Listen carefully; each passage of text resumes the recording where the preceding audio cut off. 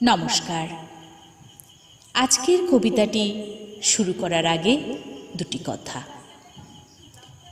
আজ রাখি পূর্ণিমার পুণ্যতিথি, কিন্তু বর্তমান সময় এবং সমাজ পরিস্থিতি এই পুণ্যতিথিকে যেন কলুষিত করে তুলেছে। এই পুণ্যতিথি যেন আজ মূল্যহীন। আর সেই কারণেই স্বনামধন্য কবি শ্রদ্ধেয় কেশবচন্দ্র দাস মহোদয়ের লেখনী থেকে নিঃসৃত হয়েছে একটি জ্বালাময়ী কবিতা। কবিতাটি নিঃসন্দেহে একটি প্রতিবাদমূলক সৃষ্টি। কবি কেশবচন্দ্র দাস মহোদয়কে আমার আন্তরিক শ্রদ্ধা জানিয়ে শুরু করছি তাঁরই লেখা কবিতা রাখি পূর্ণিমা। কণ্ঠে রয়েছি আমি মুক্তি বিশ্বাস। কত রাখি বেঁধেছি ভাইকে যুগ যুগ ধরে, জানিস?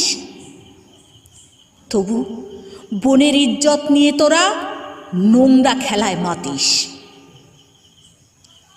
কৃষ্ণের হাতে বেঁধেছি রাখি সুভদ্রা ও দ্রৌপদী হয়ে, হুমায়ুনের হাতে বেঁধেছি রাখি ভগিনীর স্নেহ লয়ে। মায়ের পূজা করিস যখন, পাশে লক্ষ্মী সরস্বতী, সেই বোনেদের খাচ্ছে ছিঁড়ে কত বিকৃত মতি।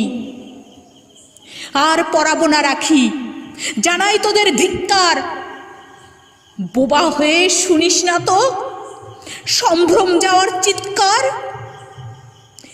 লক্ষ্মী সরস্বতীকে চিনলি না তোরা, করলি ধর্ষণ। প্রাণ বাঁচাতে নীরবে প্রার্থনা কত করেছি আমরণ। নারী মাংস খেলো লুটে পুটে নরশকুনের ওই দল।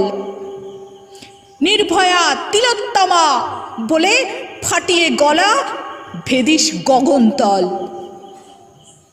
রাখির সুতোগুলো নিয়ে তোরা বানিয়ে ফেল ফাঁস, গলায় পড়ে শুরু কর দেখি নিজেদের সর্বনাশ।